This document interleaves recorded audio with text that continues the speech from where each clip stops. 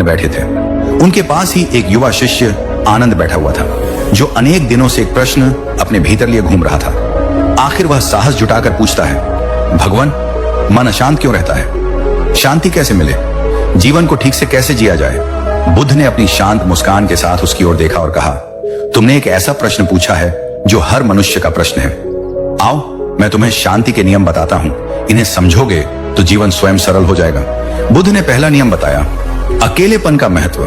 अकेलापन आत्मनिरीक्षण का सबसे बड़ा साधन है। बुद्ध के अनुसार जो अकेला चलता है वह स्वतंत्र रहता है और वह अपने मार्ग को स्पष्ट रूप से देखता है। यह समय आत्मचिंतन और ध्यान का होता है, जिससे आप अपनी कमजोरियों और शक्तियों को समझ सकते हैं। दूसरा नियम है बोलने से अधिक सुनने का महत्व। जितना अधिक आप शांत रहेंगे, उतनी ही गहराई से आप दूसरों को सुन पाएंगे। बुद्ध के अनुसार कि सच्चा ज्ञानी वही है जो बहुत कम बोलता है और अधिक सुनता है। जब आप कम बोलते हैं तो आपके शब्द अधिक प्रभावशाली और मूल्यवान बन जाते हैं। तीसरा नियम है ध्यान और मन की स्थिरता। बुद्ध ने ध्यान मेडिटेशन को शांति पाने का सबसे महत्वपूर्ण साधन बताया। उन्होंने कहा, मनुष्य का मन हर समय इधर उधर दौड़ता रहता है। ध्यान के माध्यम से इसे स्थिर किया जा सकता है। जब आप ध्यान करते हैं तो आप अपने विचारों को नियंत्रित कर सकते हैं और जीवन के हर पहलू को स्पष्टता से देख सकते हैं। चौथा नियम है भविष्य और भूतकाल की चिंता से मुक्ति। बुद्ध ने हमेशा वर्तमान में जीने पर जोर दिया है। उन्होंने कहा, भविष्य की चिंता और भूतकाल की पश्चाताप दोनों ही मन को अशांत करते हैं। वर्तमान में जियो, क्योंकि यही सत्य है। ये विचार हमें सिखाता है कि शांति केवल वर्तमान में जीने से मिल सकती है। पांचवा नियम है धैर्य और सहनशीलता। बुद्ध ने धैर्य को शांति की कुंजी माना है। उन्होंने कहा, गुस्सा और अधीरता आग की तरह है, यह केवल तुम्हें जलाएंगे। धैर्य और सहनशीलता तुम्हारे जीवन को शीतल बनाएंगे। जीवन में चाहे कितनी भी कठिन परिस्थितियां आएं, शांत और धैर्यवान रहना ही समाधान है। छठा नियम है क्रोध और अशांति का अंत, शांत रहना। क्रोध और अशांति को समाप्त करने का सबसे बड़ा साधन है। बुद्ध ने बताया, क्रोध को प्रेम से और अशांति को धैर्य से समाप्त किया जा सकता है। गौतम बुद्ध का संदेश आज भी हमें सिखाता है कि जीवन की दौड़ में हम भीतर की शांति को ना भूलें। शांति और संयम केवल आपके जीवन को बेहतर नहीं बनाती, बल्कि दूसरों के साथ आपके संबंधों को भी मधुर बनाते हैं। गौतम बुद्ध की शिक्षाएं इतनी गहन और विस्तृत हैं कि उनमें से हर एक पहलू जीवन को बदलने की शक्ति रखता है।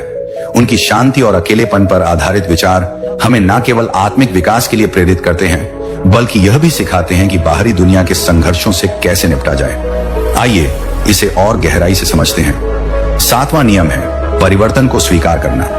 उन्होंने कहा, सब कुछ नश्वर है, जो आज है वह कल नहीं होगा। परिवर्तन को स्वीकार करना सिखाता है कि दुख और खुशी दोनों ही स्थायी हैं। यह समझ शांति का आधार बनती है।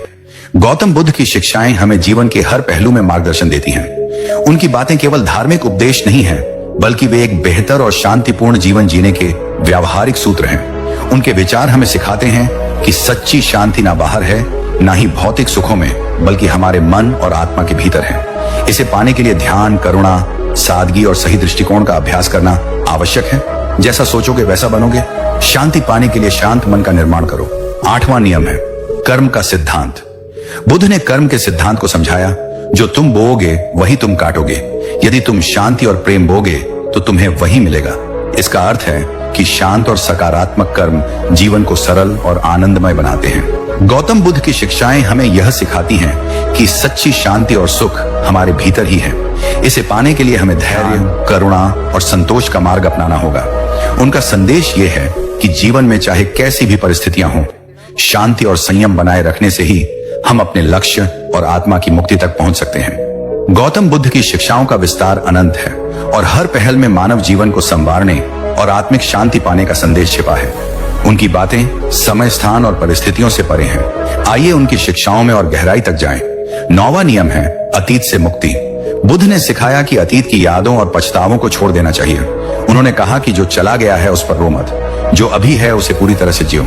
अतीत में रहने से मन अशांत होता है, वर्तमान में जीना शांति का रहस्य है। 10वां नियम है शांति की शक्ति। शांत मन हर समस्या का हल ढूंढ सकता है। बुद्ध ने कहा, तूफान के बाद भी समुद्र शांत रहता है। तुम भी अपने जीवन में उसी समुद्र की तरह स्थिर और शांत रहो। यह सिखाता है कि चाहे परिस्थितियां कितनी भी कठिन हो, शांति बनाए रखना ही आपकी सबसे बड़ी ताकत है। गौतम बुद्ध का जीवन और उनकी शिक्षाएं हमें यह एहसास कराती हैं कि जीवन की असली सुंदरता और सच्चा आनंद भीतर की शांति में है। यह शांति ध्यान, धैर्य, करुणा और आत्मनिरीक्षण से प्राप्त होती है। जो इस मार्ग पर चलता है वह न केवल अपने जीवन को बल्कि दूसरों के जीवन को भी सकारात्मक रूप से प्रभावित करता है। गौतम बुद्ध की शिक्षाएं असीमित हैं और उनकी गहराई से हम जीवन के हर पहलू को बेहतर समझ सकते हैं। उनका संदेश शांति, कलाष्ट, करुणा और आत्म जागृति के माध्यम से मानव जीवन को सरल और सार्थक बनाने का है। आइए और पहलुओं पर विचार करें। 11वां नियम है शब्दों की शक्ति। बुद्ध का मानना था कि शांत व्यक्ति के शब्द गहराई और प्रभाव रखते हैं। उन्होंने कहा, एक शांत और सच्चे शब्द का प्रभाव 1000 व्यर्थ शब्दों से अधिक होता है। यह हमें सिखाता है कि अपने शब्दों का चयन ध्यान से करें और अनावश्यक बातों से बचें। 12वां नियम है अकेलेपन का डर खत्म करना। अक्सर लोग अकेले रहने से डरते हैं, लेकिन बुद्ध ने इसे एक उपहार माना है। उन्होंने कहा, अकेलापन कोई श्राप नहीं है, यह उस अमूल्य समय का प्रतीक है जब आप अपने आप से जुड़ सकते हैं। अकेलापन आपको बाहरी शोर से दूर ले जाकर आत्म जागृति की ओर ले जाता है। 13वां नियम है दूसरों की सहायता का महत्व।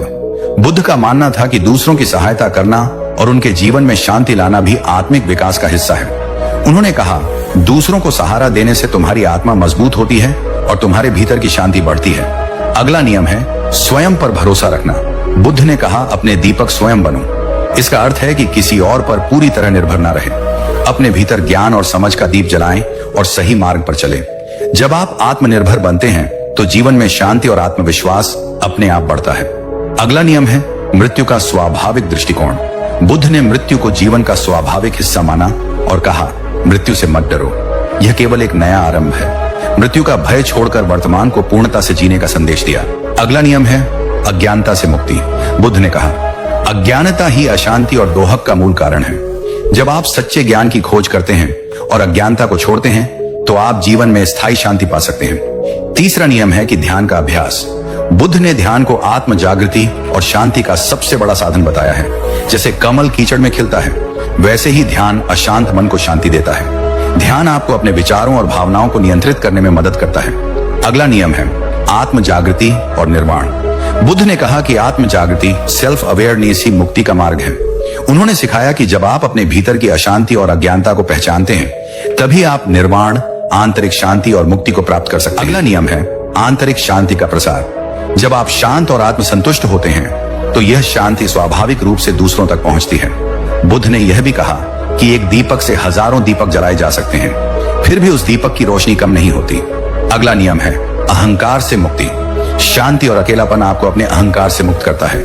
जब आप शांत होते हैं तो आप अहंकार के बिना दूसरों के साथ संबंध बना पाते हैं। बुद्ध का यह कथन प्रसिद्ध है, अहंकार छोड़ दो क्योंकि यह तुम्हारे मन में अशांति का कारण है।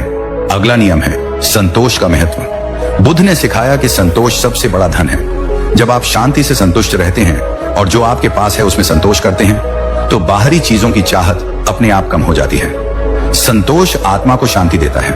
अगला नियम है करुणा से क्रोध पर विजय।